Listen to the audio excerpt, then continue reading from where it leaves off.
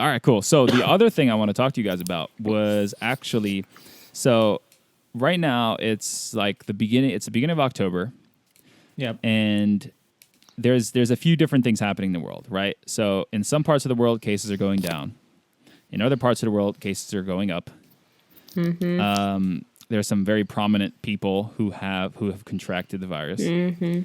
And yet there are entire economies on a micro level and a macro level, on different scales, that are entirely reliant on the business of travel, right? And Right.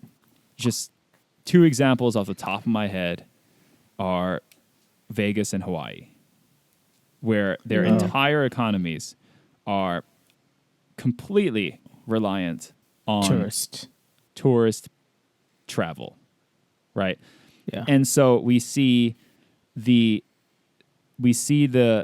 contrast of these like mixing tides of some places are going down, some places are going up, but we also recognize that forced shut, like if an entire state, for example, Hawaii is an entire state that is isolated from other states by water, aka you can't just drive across the border, like you literally have to fly to get there. If their entire economy is so, I forget the percentage, but it is a huge percentage of their economy is based on tourism. Where do you draw the line of, like, we get that there's a pandemic, but so many people are going to literally die if they don't get their tourism, right? The economy, right? Right. And on the flip side, it is a pandemic. So where do you draw the line of responsibility and being like, guys, like I get you guys are reliant on tourism to make your money, but there's a pandemic going on, so we got to do what's good for the greater good, right? The world, and shut things down. So there's a controversy, and I guess another example of that, besides Vegas and Hawaii, is New York City. Right now, New York City is a little different because there's a lot of other things going on, right? But you can think like theaters in New York City and stuff like that. Like, but anyway, but focusing on Hawaii and Vegas, there has been some interesting stuff come out in the last few days where, and I'll talk about this one in specifically, where United Airlines, American, Hawaiian Airlines, and I think Alaska, I'm sure more by the time this is posted, but those four are basically starting to use very fast turnaround COVID tests to allow people to actually fly to Hawaii on vacation. And so the way they're going to do it is you have to take a test. I think it's like 48 hours or 72 hours before you leave wherever you are. This was like targeted toward like mainland U.S. And when you get there, you have to take another test. And so it cuts down the mandatory 14-day quarantine time down to like a day maybe or two, if that, because of these fast tests, right? So I guess the interesting, the thing I wanted to bring to you guys, first of all, is in terms of would you guys take advantage of this type of travel opportunity, right? So you have the ability to travel, right? There are flights going there now, or as of, I think they're going to start October 15th. Right. So there are flights going there. They are discounted because, a lot of people don't want to go. Would you go in this situation? Or would you just say, I'll skip it, I think I would. I would go. Yeah, why? Because, well, I mean, I don't see a reason not to if I would just negative going there. So, I mean, unless that state is known for having a high amount of cases, I don't see why not. Okay, what would you do on the way back? What do you mean? So you have to do the same testing protocol, I'm assuming, on the way back. Yeah. Would you just go straight home? No, I'd probably get a hotel, stay there for a day, and then go home. Why a day? Oh, until you get the results back? Yeah. Okay, and so if you had it, you'd stay in a hotel for 14 days? or until you were cleared, I guess. Yeah. Yeah, man. I mean, it's not an easy. What do you think, Melissa? It's not as So simple as I want a vacation, so let's go. I was gonna say yes, and I kind of still am on that because also my career and certification on school and all this stuff depends on me being able to come back in the spring, and if that doesn't happen, my life is delayed, and that's gonna be annoying. So I'm basically gonna have to travel if things are open enough for me to be able, Wait. that's up to them. Can't you? So you're going to do your student teaching remotely? Now they're like, no, all of our actual teachers can't take any student teachers because they're so overwhelmed because the DOE is kind of Wait, what does that mean for me? burning. I don't know. I don't know, Sam. Maybe you should be on top of that. Okay, I've got to reach out to people then. All right.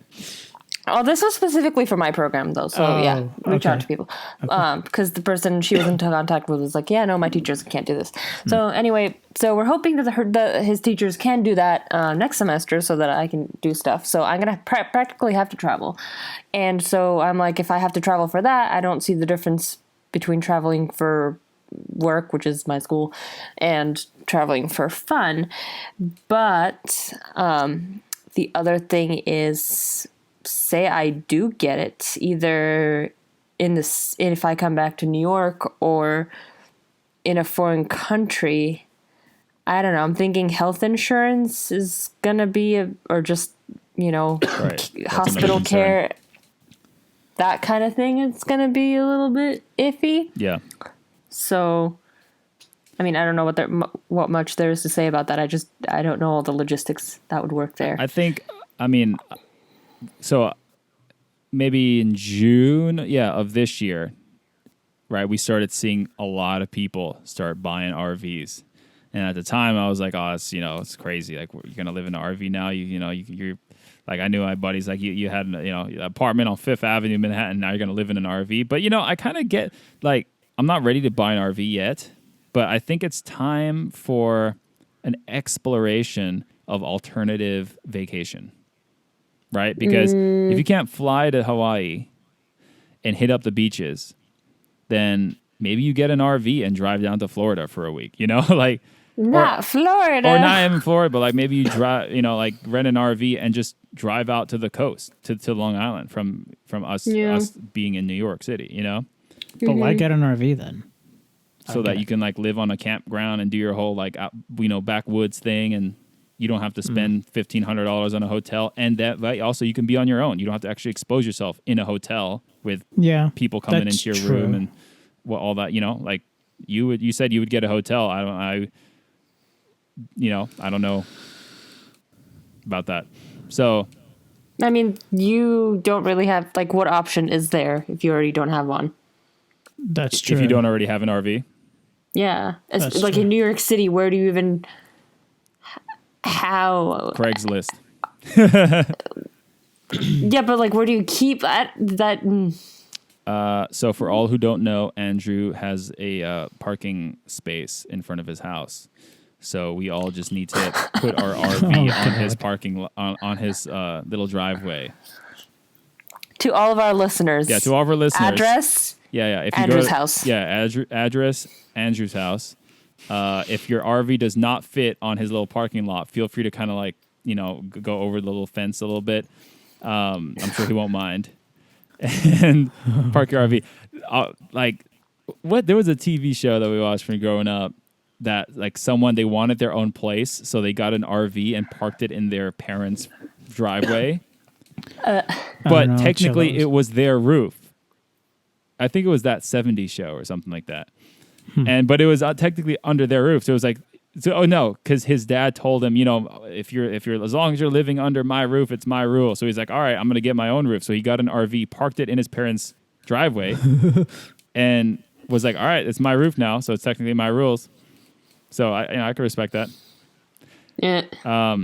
If you guys, let me ask you one last question. What is your ideal vacation now? Where would you go? I haven't really thought about that, honestly. I was just waiting for things to get back to normal so that I can go anywhere. Okay, let me not even phrase that, because you might not be a vacation person, right? Yeah, I'm not. Okay, what is one thing that you are looking forward to doing when the need of distancing is not as dire as it is now? Let's see. Metal concerts and Brazilian Jiu-Jitsu. Okay, Melissa.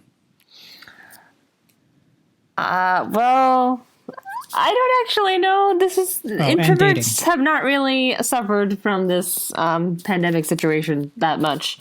But I would say maybe just eating out, honestly, more food.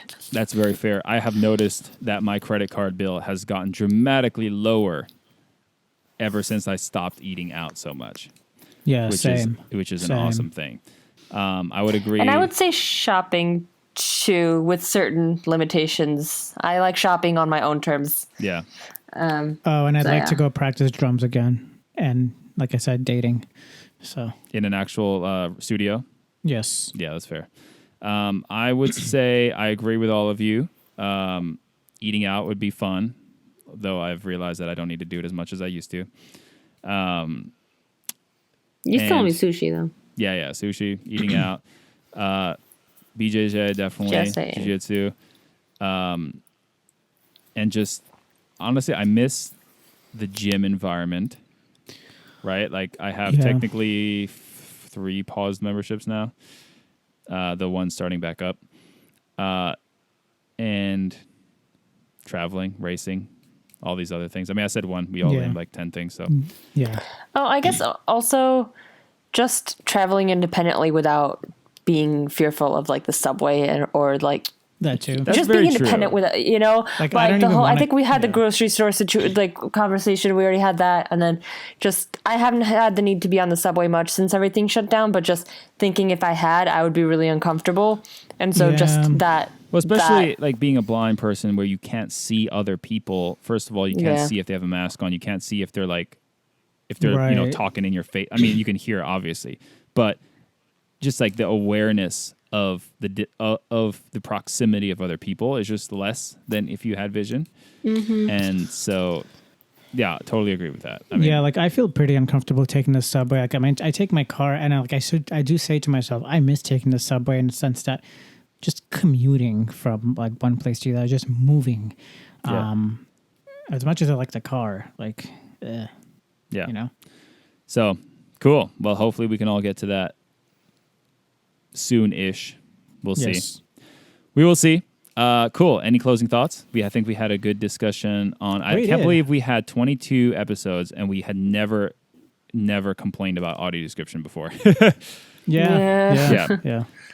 Cool. Okay. If no one has anything, well then, Melissa. I don't know if I introduced you guys. Well, better late than never. Melissa and Simon. Yes. I'm Francesco. Hello. This was Run With Chestnut Podcast, episode number 22. Hit us up on Twitter, Instagram, and Facebook at Run With Chestnut. And until next time, we will see y'all later. Yep. Bye. See ya. Bye-bye.